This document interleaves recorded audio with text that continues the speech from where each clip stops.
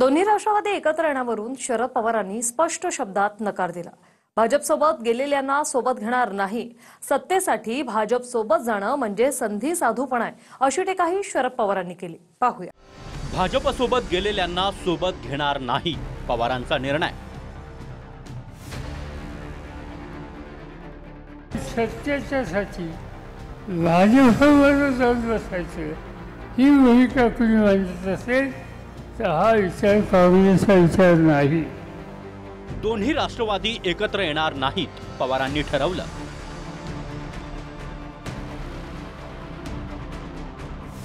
शरद पवारांच्या नजरेत अजित पवार संधी साधू।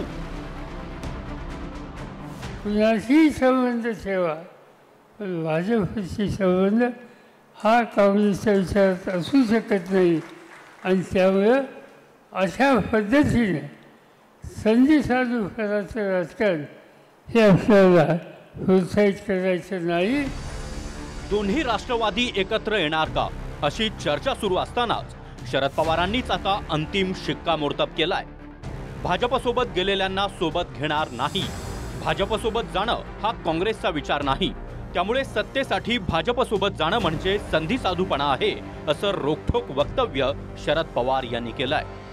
सगळ्यांना बरोबर घ्यायला काही चिंता असायचं कारण नाही, पण सगळे म्हणजे कोण? सगळे म्हणजे गांधी, नेहरू, चव्हाण यांचा विचार, फुले शाहू आंबेडकर यांचा विचार, हा जो सगळे म्हणत असेल तसे सगळे मला बांधू आहेत। पण सत्तेच्यासाठी भाजपवर जाऊन बसायचं ही भूमिका कुणी मांडत असेल तर हा विचार काँग्रेसचा विचार नाही आणि त्यामुळे कुणाशी संबंध ठेवा, पण भाजपशी संबंध हा काँग्रेसच्या विचारात असू शकत नाही आणि त्यामुळे अशा पद्धतीने संधी साधू करायचं राजकारण हे आपल्याला प्रोत्साहित करायचं नाही।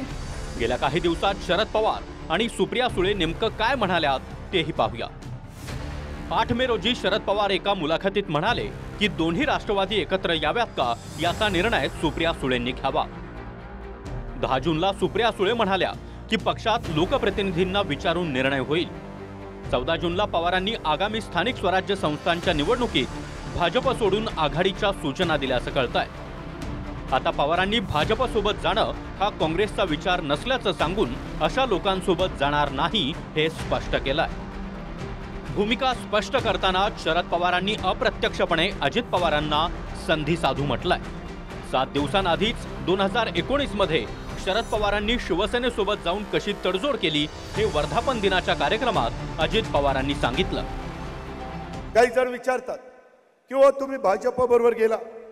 मित्रांनो, आपला राष्ट्रवादी काँग्रेस पक्ष 2019ला शिवसेनेच्या बरोबर सरकार केलं होतं की नाही?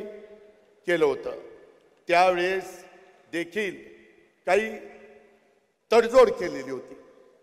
शेवटी विरोधी पक्षामध्ये नुसतं बसून घोषणाबाजी करून आंदोलन करून मोर्चे काढून चालत नाही। पण सत्तेच्यासाठी भाजपवर जाऊन बसायचं ही भूमिका कुणी मांडत असेल तर हा विचार काँग्रेसचा विचार नाही आणि त्यामुळे कुणाशी संबंध ठेवा, पण भाजपशी संबंध हा काँग्रेसच्या विचारात असू शकत नाही आणि त्यामुळे अशा पद्धतीने संधी साधू करायचं राजकारण हे आपल्याला प्रोत्साहित करायचं नाही। तर शरद पवारांना अजित पवारांच्या राष्ट्रवादीचे आमदार सुनील शेळके यांनी देखील उत्तर दिलंय। अजित पवारांच्या विचारधारेनं भाजपसोबत निवडणुकीत यश मिळालं आहे आणि महाराष्ट्राच्या जनतेला देखील ते मान्य असल्याचं शेळके यांनी म्हटलंय। ज्या विचारधारेला घेऊन चाललेलो आहे ते आदरणीय अजितदादांच्या नेतृत्वामध्ये 2 निवडणुका आम्ही ज्या महाराष्ट्राच्या समोर लढलो त्यामध्ये आम्हाला महाराष्ट्राच्या जनतेने घवघवीत यश दिलं।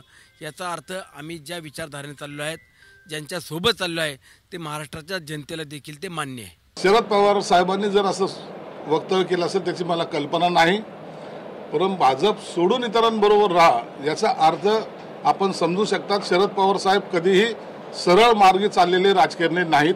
म्हणून त्याचा उलट अर्थ सुद्धा निघू शकतो. अजित पवारांसोबत एकत्र येऊन सत्तेत जाण्यावरून शरद पवारांच्या राष्ट्रवादीत 2 गट असल्याच्या बातम्या आल्या. आमदारांचा शरद पवार यांच्यावर दबाव असून खासदार मात्र पवारांसोबतच असल्याचं समोर आलंय. पिंपरी चिंचवडमध्ये कार्यकर्त्यांच्या मेळाव्यातून पवारांनी अजितदादांसोबत जाणार नाही हे पुन्हा एकदा स्पष्ट केलंय.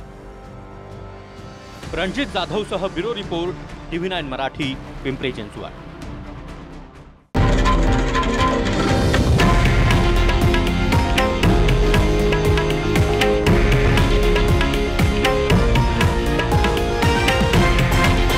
हे आहे देशातील नंबर 1 न्यूज नेटवर्क आणि आपण पाहत आहात TV9 मराठी, एकमेव.